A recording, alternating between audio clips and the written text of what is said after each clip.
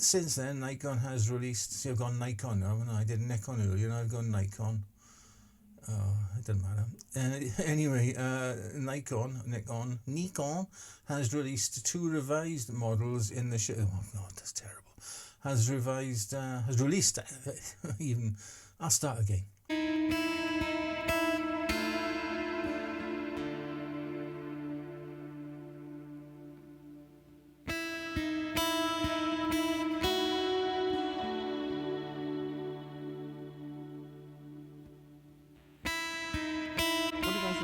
During the meanwhilest. No. Well, hello everybody. It's the Madhouse, back with you again with a video so exciting. I highly recommend you have some iced water and a towel standing by, as it's gonna get that hot. And the subject of this fever fest, why, it's Nikon's Z6, of course. But then you already knew that from the title, I'd imagine. After all, it wasn't that cryptic. Yes, we're going to have a look at my latest camera purchase, why I made it, and whether it was a sensible buy or whether I completely lost my mind again, like buying another pup. Anyway, a slice of history first, though. Established camera makers Nikon and Canon were late to the mirrorless party, releasing their full-frame efforts in the shape of the EOS R, Z6 and Z7 in late 2018. The Fujifilm, with their APS-C and medium format models, along with Sony and their Alpha offerings, were already well established, with second or third generation models on offer by the time the big two, as they were then, even dipped their toes into the mirrorless pool.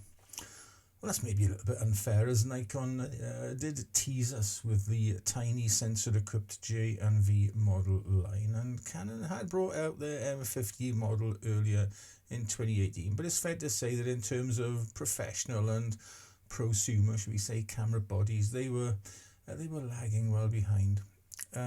Nikon then released the Z6 and Z7 in November 2018 and heralded in a much larger mount, the Z mount. And to make up for the lack of lenses at launch, Nikon also released their F to Z adapter, unlocking literally hundreds of lenses from their legendary, if you like, F mount. Concentrating on the Z6 then, it launched with a 24 megapixel backside illuminated full frame CMOS sensor. And no, I've got no idea what most of that means either. Anyway, here's a sheet with the headline specifications for you to pause and have a gander at your leisure. Whatever, the camera made a bit of a splash with Amateur Photographer magazine, who gave it a 5 gold star review, and there's a link in the description below to that review, and even then voted it their enthusiast camera of the year for 2018-19. High praise indeed. Now, since then, Nikon has released. See, I've gone Nikon now, and I did Nikon earlier, and I've gone Nikon. Oh, it doesn't matter. Anyway, Nikon has released 2 revised models in the oh god, that's terrible. Has released even. I'll start again. Nikon has released 2 revised models in the shape of the Z6 II and 3. So why did I buy this camera when I already have 3 Fujifilms and 2 Nikon DSLRs to my name already? I mean, I love the output of the D700, that's legendary, and the D800E, which I've been now sold on. Even though it had approximately 50% more resolution with its 36 megapixels, and given also going back to reasons that I have 0 in the way of Z-mount glass.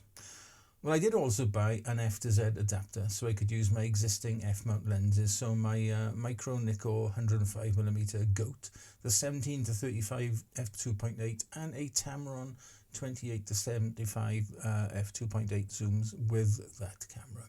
And it also means that I can shoot older vintage lenses from other manufacturers at their native focal lengths and depths of field. And to that end, I've also gone and got myself a Canon FD and M42 adapters.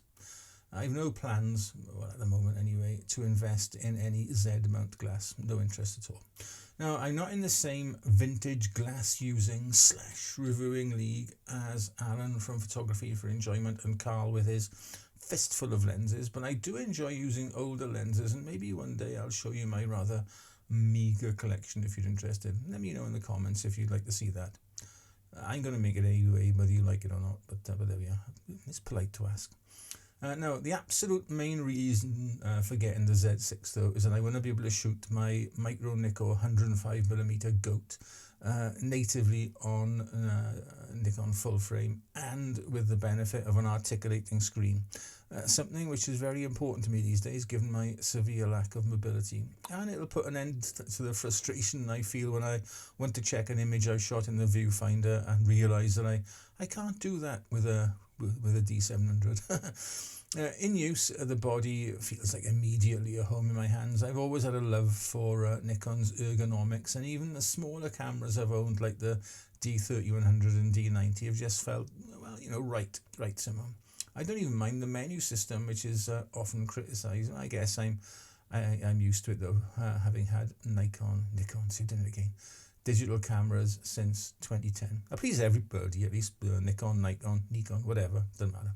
The Z6 is by no means a large body, and here are some images of it side by side with my Fujifilm X-H2. It's not far off the size and weight of the latter either, but even with larger hands, it doesn't feel compromised in any way. The EVF is quite nice to use, but it's not in the same league as the Fujifilm, which has around 2 million more dots and higher magnification ratio and refresh rate, I think. Similarly, the LCD is fine in use, but is starting to show its age a little in comparison with more modern, higher resolution and brighter units. Even though it is compact in size, it feels fine with my 105mm macro lens and adapter on it. I'd imagine with a native Z mount lens it will feel even more balanced in the hand. Autofocus is pretty slow, but not the fault of the camera though, as this 105mm lens is not the quickest even when natively mounted to my D700. Not a problem though, I prefer manually focusing when doing macro anyway, and I'm never going to be using this camera for action or wildlife.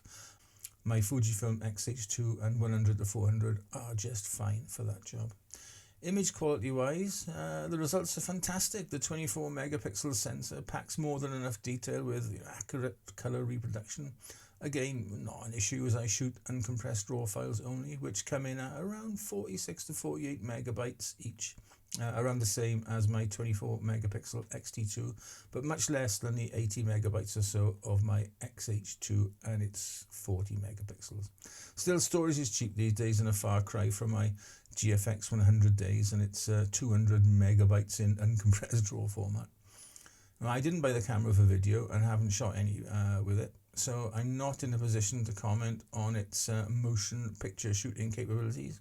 I'm sure it's just fine though, and who knows, I might explore that avenue in the future, particularly with some vintage lenses. If I do, then be sure I'll let you all know. There are only two very minor negatives. Firstly, there's only one card slot. Now, that's not a huge issue for me anymore, although for my workflow, I do like to have a cloned copy of all images from shooting phase right through to the final storage stage. Redundancy, after all, is king, but that's just my personal preference. No, the slight negative that might affect a more wider user base is that the single card slot is XQD / I still doing it, CF Express Type B format and not the more widespread SD type. Luckily, I've already got a few of these Type B cards as I used them in my X-H2 and a couple of card readers to go with them as well. But it does seem a strange choice by Nikon though not to go with SD cards, as the camera is aimed squarely at the enthusiast market. They do seem to have come to their senses with the follow-up models though, as the Mark II and III now have an SD slot alongside the Type B one. And secondly, and a very, very minor one, to change modes on the the mode dial, you have to press and hold a spring locked button. This one here, a spring loaded lock button. So you have to press and hold that. Now on my Fujifilm X-H2, this is a click to lock or unlock button. It's very minor, as I said, and some people might prefer the extra security against accidentally changing the camera's mode of operation. So both those small things aside, am I happy with my purchase? Well, you bet I am. A full frame Nikon mirrorless with all the benefits that brings for, wait for it, £565.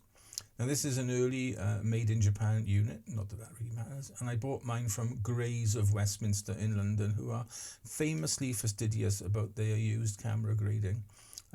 This one was graded at excellent. To be honest, I can't find a mark on it to render it less than A1 mint condition. To be honest, I've invested in some protection for the rear and top LCD panels to help keep it that way too, and the price is more than fair. I feel. The adapter came in at £135, so for £700, I've got what I think is a fantastic mirrorless full frame kit that's going to last me many years. I probably could have got away with a dumb adapter if I'm honest, but at least the F to Z one future-proofs me should I opt to buy more F-mount glass in the future and use things like autofocus. Now normally at this junction I'd recommend whether you should buy one or not. This time though, I don't feel I'm in a position to do so, as I don't think it's fair having not had the benefit of using any native Z mount glass. So I'll hold counsel on that recommendation. Anyway, I'll leave you now with a short montage of images shot with the camera, and until next time, just be nice to each other, okay? Ta-ra.